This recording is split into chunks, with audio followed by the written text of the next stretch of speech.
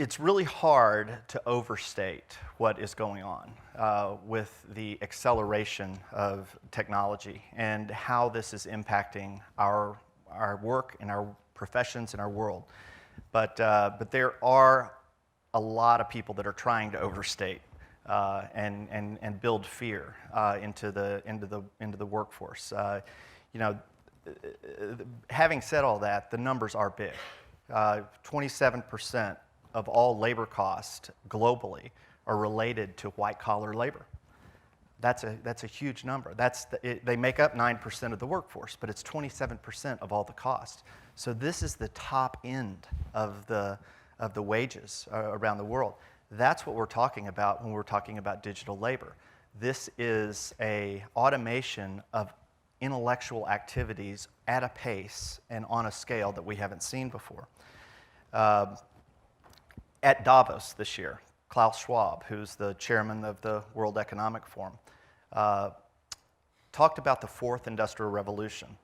And he likens it to what he calls the three previous industrial revolutions, which were underpinned by steam engines, and then the second one would be underpinned by mass production and the widespread advancements of the electrical grid. The third one would be the information technology revolution, starting in the 60s and moving through what we've seen through the 90s and 2000s with the internet.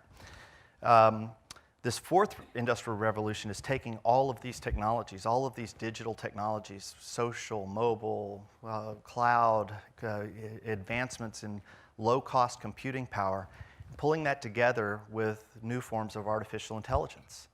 And now you have technologies that can simulate reasoning and simulate thinking and be trained to work alongside humans in ways that we've never had before. So it's a new form of new relationship between humans and technology that we're experiencing.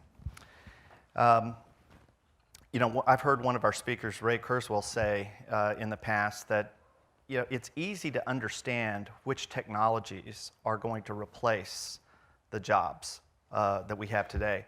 What's harder is understanding what the jobs are that are going to be coming next, the innovations that follow. And hopefully we'll hear a little bit from Ray today. And if you like, after Ray gets through with his talk, you can text some questions in the app, and I'll try and ask Ray those questions as we move forward. This is an accelerating phenomenon. This isn't new. We've had these technologies around for a while. When we talk about digital labor, we're really talking about accelerating growth in two big areas. One is automation tools.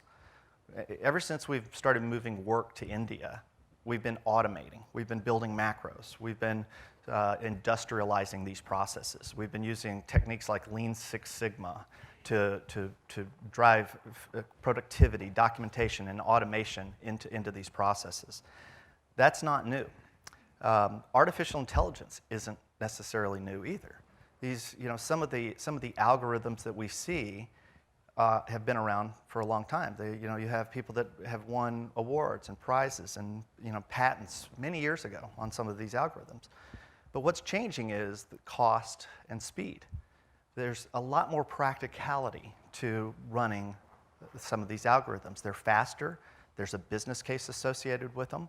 There's more widespread adoption to adopting these technologies. You're seeing two forces converge. You're seeing this in the white-collar workspace. In the BPO landscape, you're seeing these robotic macros, these robotic process automation technologies, start to take on characteristics of artificial intelligence. They're starting to get smarter in those applications, more autonomous. If you look at this axis, that would be the vertical axis starting to move over to the right. Very, very obvious in the BPO landscape. You look at companies like Wipro and TCS and Infosys. They're all making major investments to automate these transactional activities. On the other axis, you have machine intelligence. You have advancements and growth in machine intelligence.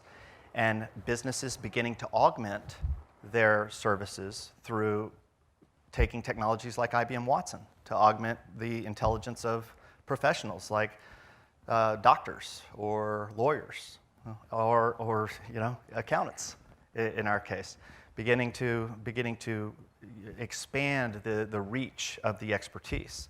But then after that comes automation as well. After you begin to expand that reach through machine intelligence, you start to build automation tools on top of that. And that's where you go across the horizontal axis and up. And as those converge, entire new categories of automated labor, digital labor, begin to emerge. And you see it in the call centers. You see it in the legal space with paralegals becoming fewer and fewer. So this is moving, and it's moving fast. But I do want to talk about the so-called catastrophic job losses that you read about in the papers. Because we hear a lot about the doom and gloom that's out there, but what we don't talk about very much are massively changing demographics. And we have a tendency to look 2, 3, 5, at the most 10 years ahead. We don't really look at where the global landscape is changing and how technology is going to be needed to maintain our standard of living. Look at countries like China. Look at countries like Japan. Japan has a rapidly contracting workforce. Japan doesn't have immigration options like the U.S. does to offset the declining workforce. Take a look at this slide. You've got the U.S., you've got China, you've got Japan, and you've got Germany. All of these, this is a 100-year view. All of these countries have a contracting workforce. The U.S. is contracting. We have the baby boom leaving the workforce. It's going to be contracting for the next 10 years, till 2026. But the U.S., we are successful in bringing in immigrants. We're able to lift our workforce through immigration. So eventually, we'll be able to rebound and rebuild the labor force. Look at China, though. Their one-child policy is going to have consequences for the next 50 years. Look at Japan. They have an aging population that is not going to be replaced anytime soon, and Germany's in as bad of a situation. So we've got a lot of change that is going to take place. One way to do this, one way to offset this negative growth in the workforce is to automate. You have countries like Japan, they're not going to have a choice but to automate. And when they do, and Japan is one of the largest producers of robotic technology and artificial intelligence, as is China, 1 and 2, those technologies are going to offset any kind of cheap labor benefit that other countries offer. So you go to India, which doesn't have the same kind of demographic problem as these other countries do. When robots and AI get introduced as a way to solve problems, it will give those countries a competitive advantage that countries like India and the US will have to adopt. It's just the way technology works. You can show analogies back to the Industrial Revolution with farming technology that lowered the cost of agriculture, put many people out of work.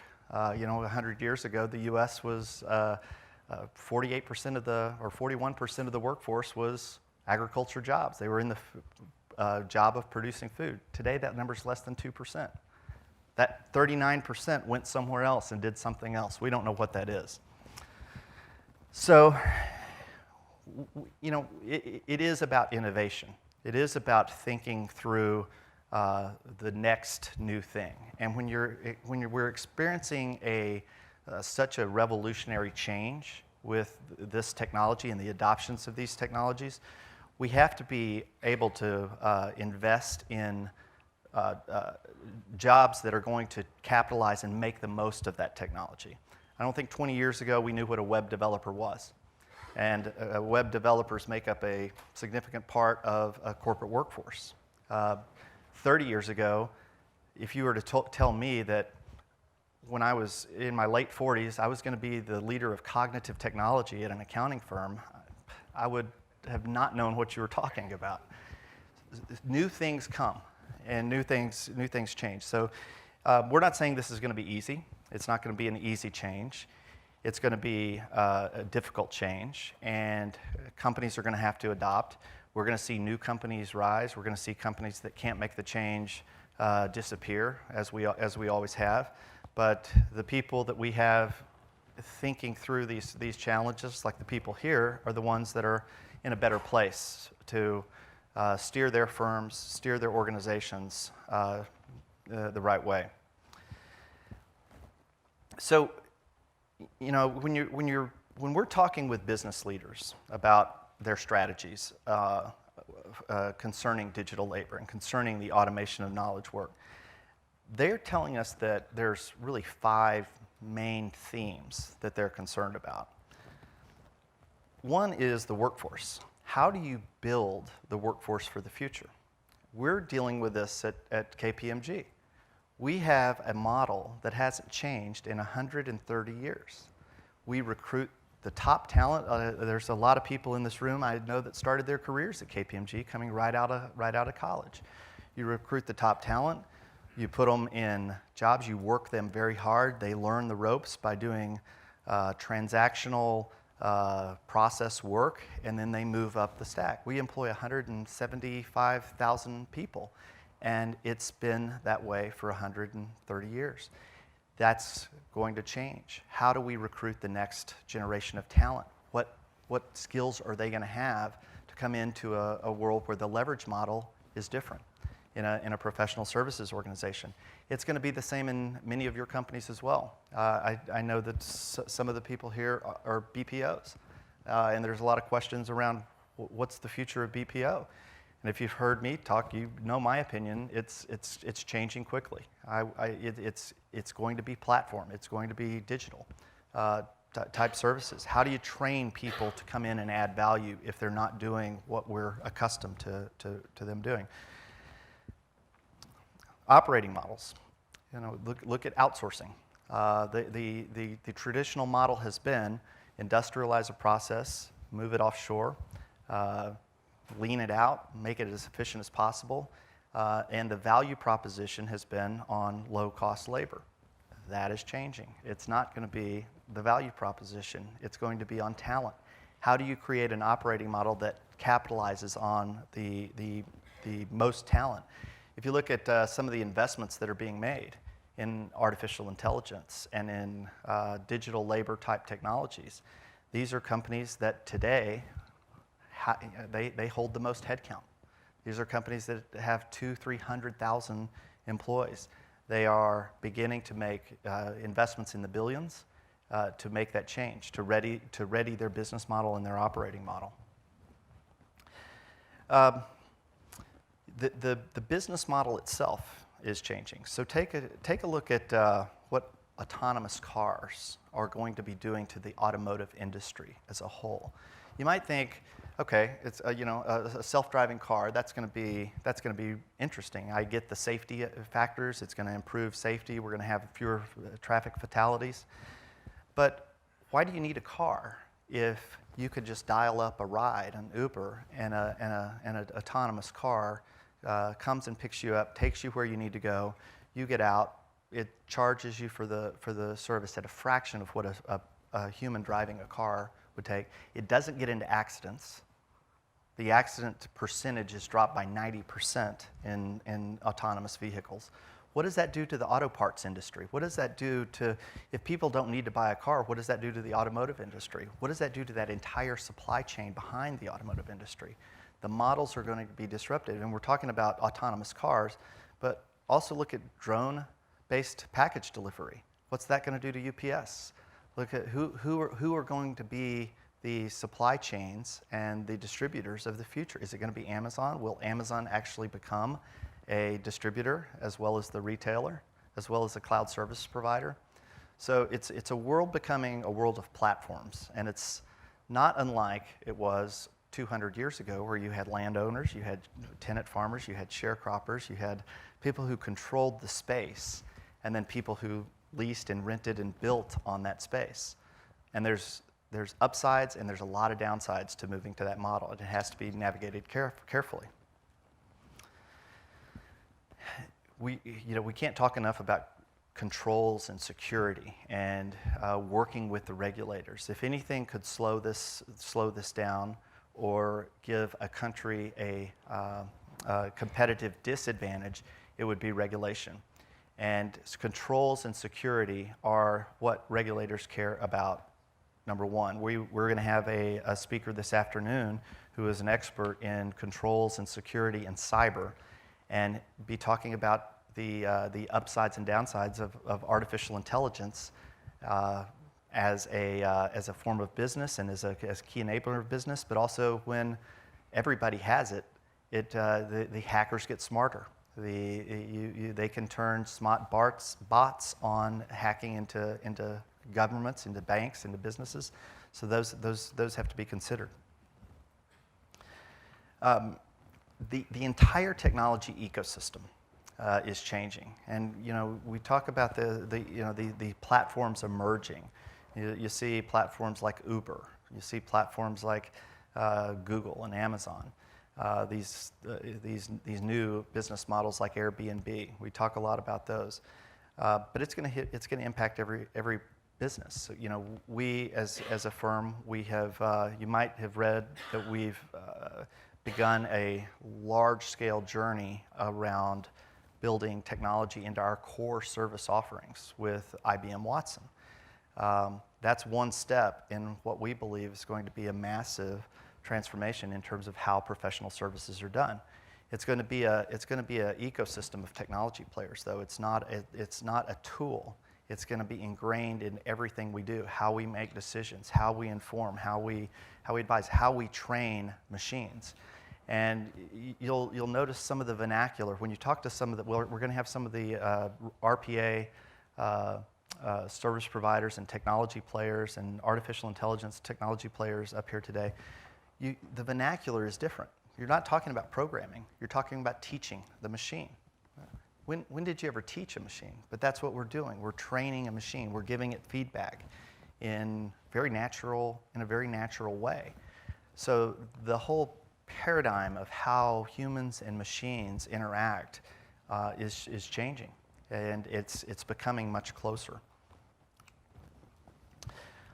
So, what I'd like us to take away from today is not necessarily how bad the job losses are going to be, but how do we innovate and how do we understand what this technology does and what this technology means, and what it means for our culture, what it means for our businesses and our business models, and how do we innovate on top of that.